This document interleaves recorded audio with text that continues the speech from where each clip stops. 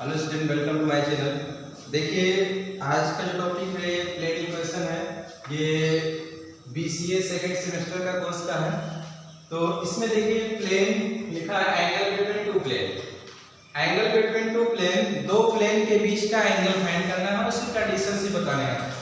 हमने सपोज कर लिया एक प्लेन ये है और एक प्लेन ये, इन दोनों के बीच का एंगल थीटा है। तो ये हो जाएगा a1x, इस प्लेन इक्वेशन मान लिया गया a1x plus b1x b1y plus c1z plus d1 equal to 0। दूसरे प्लेन का इक्वेशन हमने लेट किया है a2x plus b2y plus c2z plus d2 equal to 0। इन दोनों प्लेन के बीच का इक्वेशन फाइंड करने के लिए लेट टू प्लेन्स हमने वही प्लेन यहां लिख दिया है। इक्वेशन फाइंड करने के लिए लिखेंगे cos theta equal to a1 a2 plus b1 b2 plus c1 c2 upon under root a1 square b1 square c1 square और दूसरे रूट में हो जाएगा a2 square plus b2 square plus c2 square. ठीक है, तो ये आपका हो गया एंगल बिटवीन टू प्लेन।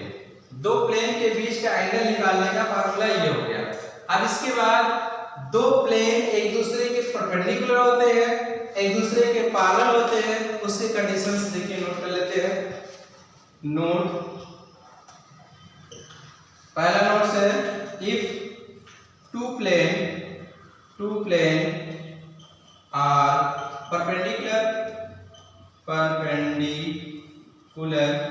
अगर दो प्लेन एक दूसरे के परपेंडिकुलर है तो उसका कंडीशंस होता है a1 a2 plus b1 b2 plus c1 c2 equal to 0। ये दो प्लेन एक दूसरे के परपेंडिकुलर होंगे तो उसका कंडीशन ये होगा। और इसके बाद नोट्स नंबर 2 हो जाएगा if two plane are parallel, अगर दो प्लेन पैरेलल हो, two plane are parallel, then तो उसका कंडीशन होता है a1 upon a2 b1 upon b2 c1 upon c2। ये दो कंडीशन है और ये एंगल निकालने की कंडीशन है। इन तीनों पर मतलब इससे आप ये भी फाइंड कर सकते हैं, इससे ये भी फाइंड कर सकते हैं। इन तीनों पर क्वेश्चन सॉल्व होंगे और प्लेन इक्वेशन के एंगल और उसके कंडीशंस भी फाइंड कर सकते हैं। तो नोट कर लीजिए जल्दी से इसको, इसके बाद इसके क्वेश्चंस लेते हैं और वो भी सॉल्व करते हैं, है ना। ध्यान से नोट करिए। देखिए हमने प्रॉब्लम्स ले लिया है। क्वेश्चन कह रहा है find the angle between the plane x plus y plus z plus 1 and 2x minus y minus z plus 5 equal to 0। दो प्लेन हमने लिया है, इन दोनों प्लेन के बीच का एंगल फाइंड करना है। इसके दोनों प्लेन के बीच का एंगल क्या आएगा, थीटा की वैल्यू फाइंड करनी है ना। तो सॉल्यूशन में बात करते हैं। सॉल्यूशन में पहला प्लेन है x plus y plus z plus 1 equal to 0।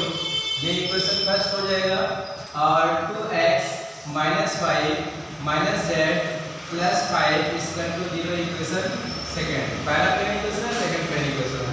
लिखेंगे from equation 1 and equation 2 equating by a1x b1y c1z plus b1 equal to 0 and a2x plus b2y plus c2 plus d2 c2z plus d2 equal to 0। इस plane equation को इस plane equation से compare कर लेना है और इस plane equation को इस प्लेन इक्वेशन से कंपेयर कर लेनी है। अब इसके बाद देखिए कंपेयर करने के बाद क्या आएगा, मानो जरा बताइए। a1 b1 c1 की वैल्यू क्या आएगा, 1 a1 equal to 1 b1 equal to 1 c1 equal to 1, है ना। फिर a2 इक्वल टू क्या होगा 2 b2 इक्वल टू 1, तो क्या आएगा माइनस में, right. c2 equal to -1। D1 D2 का काम नहीं है इसलिए हमने उसको नहीं लिखा, केवल इतने का ही काम है। ठीक है, तो हमें क्या करना है, एंगल फाइंड करना है। तो लिखेंगे वी नो दैट अभी एंगल का फार्मूला लिखा गया था ना, बताएंगे कोई any student? cos theta is equal to under plus b1 b2 a1 a2 plus b1 b2 plus c1 c2 plus c1 c2 upon under root a1 square a1 square plus b1 square b1 square plus c1 square c1 square under root a2 square under root a2 square plus b2 square plus c2 square. ठीक है, इसी में लाके fit कर दीजिए। a1 की value क्या है 1 into a2 की वैल्यू 2 प्लस b1 की वैल्यू 1 और b2 की वैल्यू -1 प्लस c1 की वैल्यू 1 c2 की वैल्यू -1। इसको अलग अलग रूप में है तो अलग ही रहने दीजिए। तो ये हो जाएगा a1 का स्क्वायर और b1 का स्क्वायर 1 है और c1 का भी 1 है, ये हो गया। इसके बाद इधर आ जाइए, a2 का वैल्यू क्या है 2 का स्क्वायर प्लस b2 की वैल्यू -1 का स्क्वायर और -1 का स्क्वायर। ठीक है, सॉल्व कर लीजिए, आ जाएगा, आराम से आ जाएगा। ये cos theta is equal to, देखिए ये हो जाएगा 2 1 जा 2 और -1 जा -1 और -1 जा -1। नीचे भी ये क्या हो जाएगा 1 का स्क्वायर 1 का स्क्वायर 1 का स्क्वायर 1 1 कितना हो जाएगा 1 + 1 3 हो जाएगा, रूट 3 आ जाएगा। इसमें क्या आएगा 2 का स्क्वायर 4 और -1 का स्क्वायर प्लस हो जाएगा 1 का स्क्वायर प्लस हो जाएगा, तो ये 4 और 2 6 हो जाएगा। ठीक है भैया, हाँ बट क्या है cos theta is equal to 2 - 2 upon √3 into √6। तो cos theta is equal to 2 - 2 0 ना, 0 में किसी भी नंबर से डिवाइड करते हैं तो उसकी वैल्यू क्या आती है 0 ही आती है। तो ये 0 अपॉन 2√3 और √6 इक्वल टू 0। ये बताइए cos थीटा में 0 किसकी वैल्यू होती है,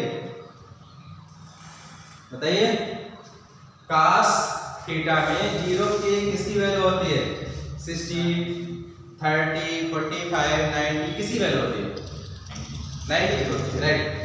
तो ये हो जाएगा, इसको हम लिख देंगे cos 90 की वैल्यू 0 होती है, तो इसको हम ऐसे लिखेंगे 0 के स्थान पे cos 90 थीटा, तो cos से cos कैंसिल हो जाएगा, theta is equal to 90 degree, इसी को थीटा इज इक्वल टू π/2 भी कह सकते हैं।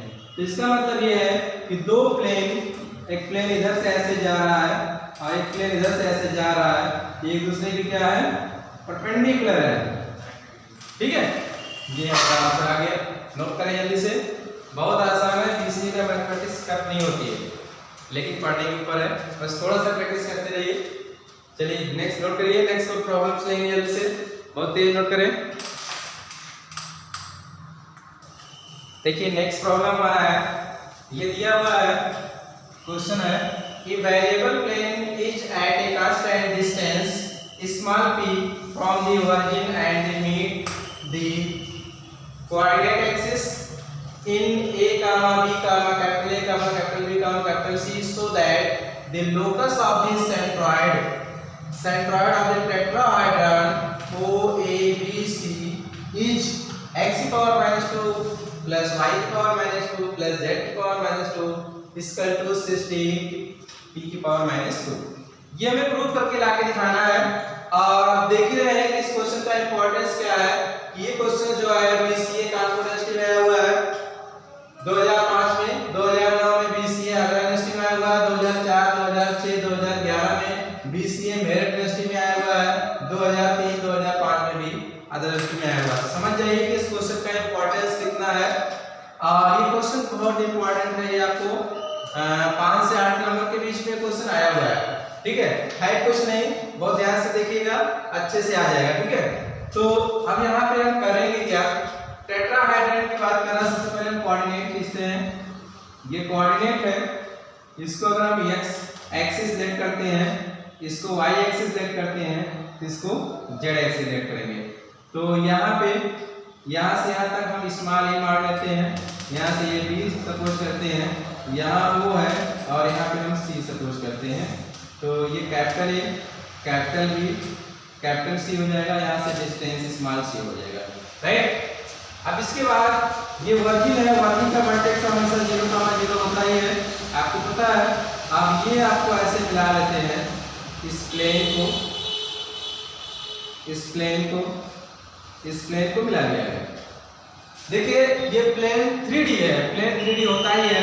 अब इसको हम एक व्हाइट बोर्ड पे दिखा रहे हैं तो 2D दिखने में लग रहा है, लेकिन इमेजिनेशन है, इमेजिनेशन की इसको 3D आप इमेजिन कर लीजिए, ठीक है। तो इसके पे क्या है, यहाँ पे हमें कोई पॉइंट P है तो 3D हम यहाँ सपोज करते हैं, इस P यहाँ से इस P का वर्टेक्स इसको हम कुछ मान लेते हैं, यहाँ से यहाँ तक डिस्टेंस स्मॉल p है और इस P का वर्टेक्स x1 y1 z1 मान लेते हैं, ठीक है। अब देखिए P का वर्टेक्स फाइंड कर, पहले सबसे पहले हम डिस्टेंस निकालेंगे। क्वेश्चन में क्या है कि variable plane is at a constant distance p, constant distance p मतलब ये p जो एक है कांस्टेंट डिस्टेंस p है। तो सबसे पहले ये इस टेट्राहेड्रन का प्लेन इक्वेशन फार्मूला क्या हो जाएगा, लिखेंगे सॉल्यूशन इसका हो जाएगा, लिखेंगे we know that intercept of the plane equation, intercept of the plane equation minus ध्यान दीजिए, क्वेश्चन अभी भी आपको दिखाया गया कितना इंपॉर्टेंट है, लेकिन उसी को ध्यान नहीं दे रहे हैं।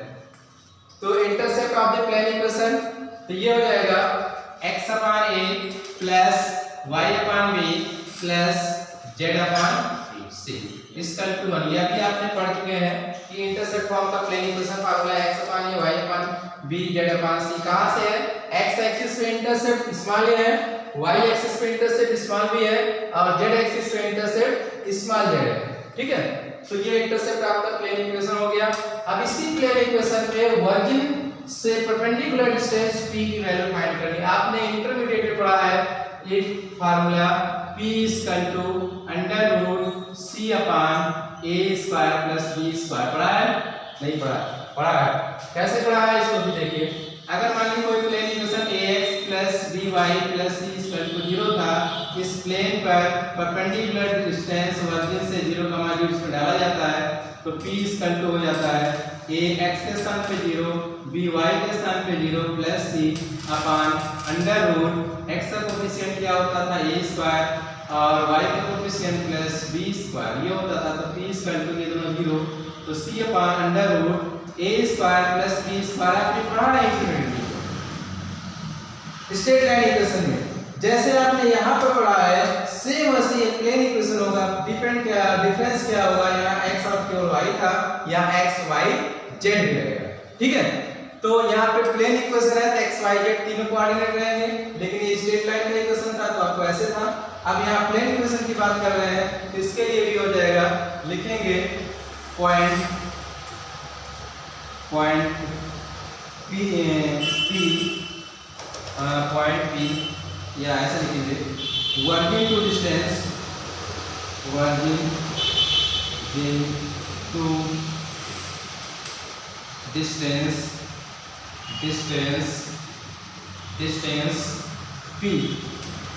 P का वर्किंग से डिस्टेंस निकालते हैं जिसकी डिस्टेंस मान P है, तो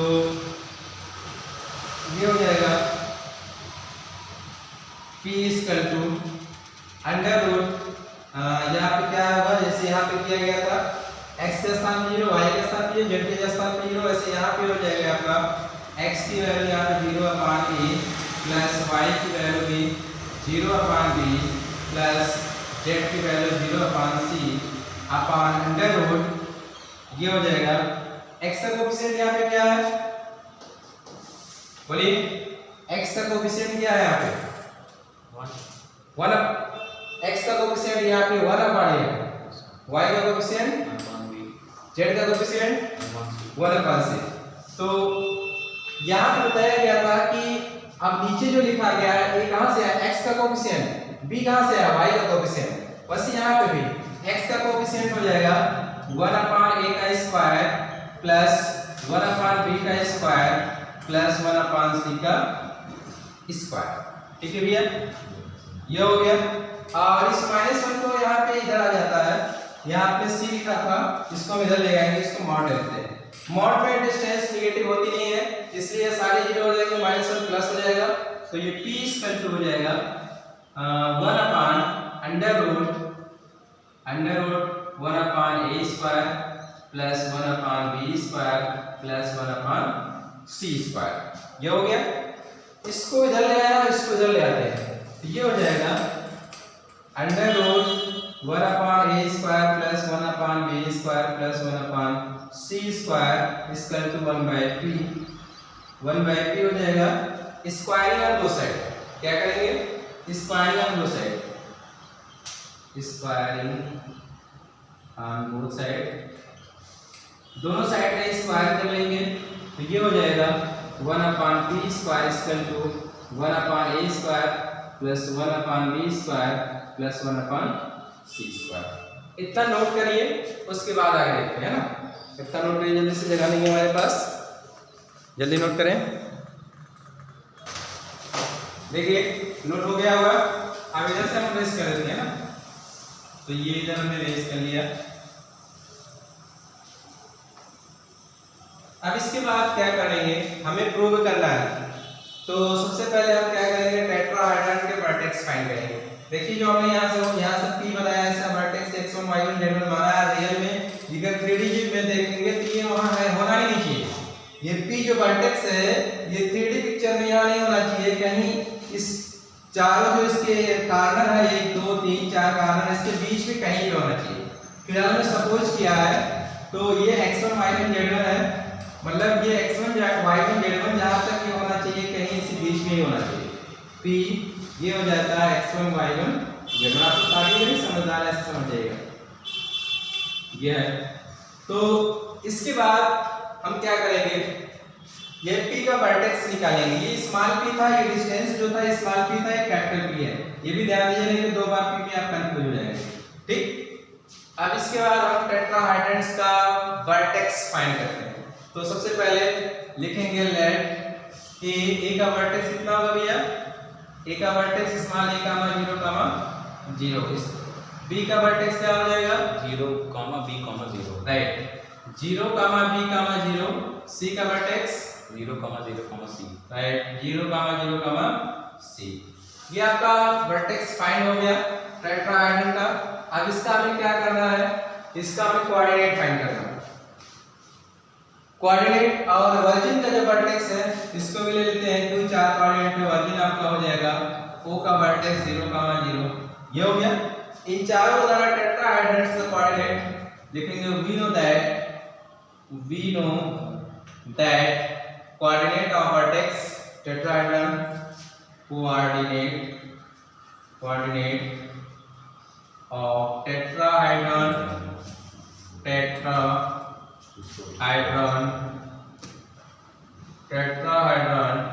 तो ये हो जाएगा x1 इक्वल टू टेट्राहेड्रन का कोऑर्डिनेट P माना है, और टेट्राहेड्रन वर्टेक्स या कोऑर्डिनेट ऑफ टेट्राहेड्रन P हमने x1 y1 z1 से पुश किया है। तो x1 इक्वल टू हो जाएगा x1, देखिए इसको हम मान लेते हैं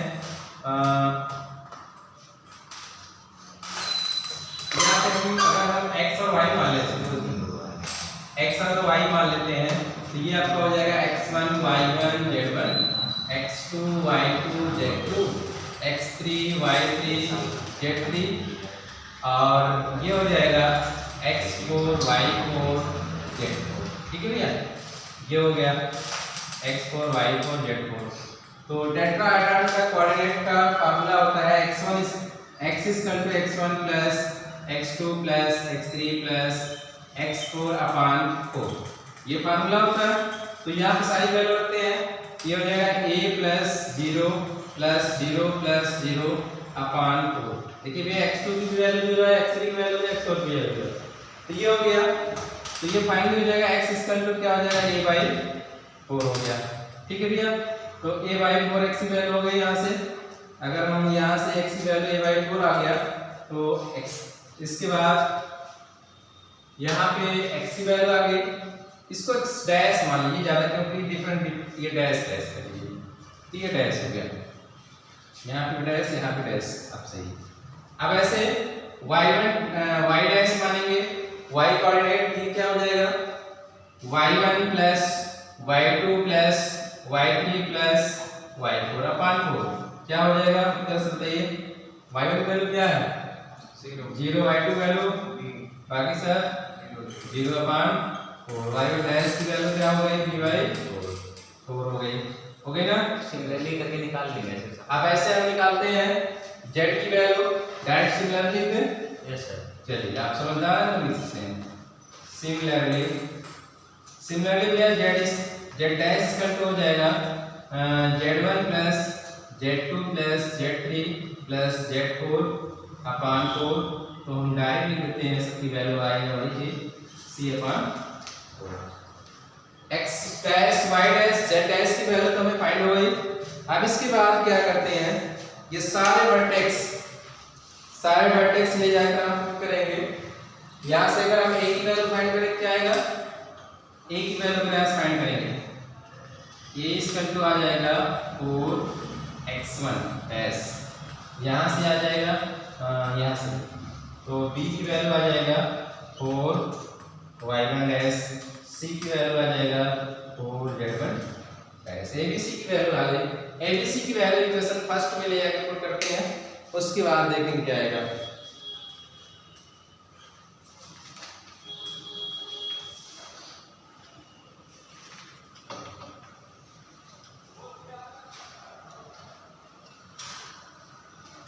ये ABC इक्वेशन फर्स्ट है, इसको सेकंड मान लीजिए, ये जो आपको दिया गया है इसको इक्वेशन सेकंड मानिएगा, इसी में मिलाकर पुट करेंगे ABC की वैल्यू।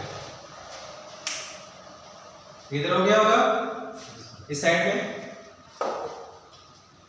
अभी नहीं पता, नोट कर लीजिए। इसमें वही कोऑर्डिनेट में लिखा था a1 b1 abc का, जल्दी नोट करिए, abc की वैल्यू ले आके क्वेश्चन सेकंड में रखेंगे, उसके बाद जो प्रूव करना है वो हमारा प्रूव हो जाएगा। देखिए जल्दी से इसको हम x1 y1 x dash abc की वैल्यू ले आकर के हम पुट करेंगे इक्वेशन सेकंड में। Put the value again put the value a b c in equation second हमारा है 1/p स्क्वायर और a स्क्वायर की वैल्यू, a की वैल्यू मैंने क्या निकाला 4x1 डैश का स्क्वायर, b की वैल्यू 4y1 डैश का स्क्वायर और c की वैल्यू 4z1 डैश का स्क्वायर। ये हो जाएगा 1/p square upon 16 x1 dash square 1/16 y1 dash का स्क्वायर 1/16 z1 डैश का स्क्वायर। ये हो गया भैया। अब इसके बाद क्या करते हैं,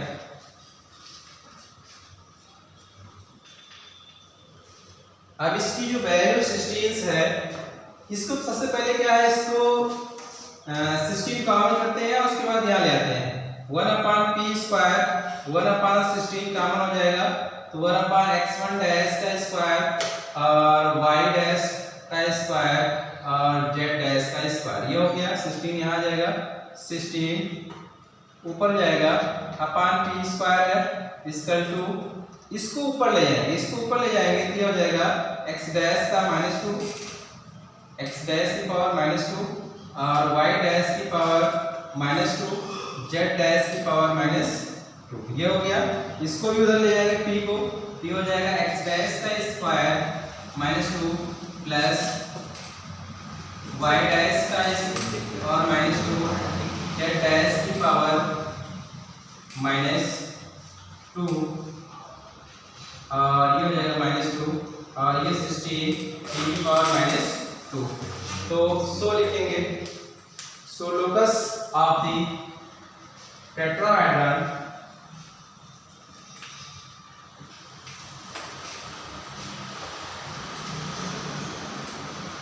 या hence locus of tetrahedron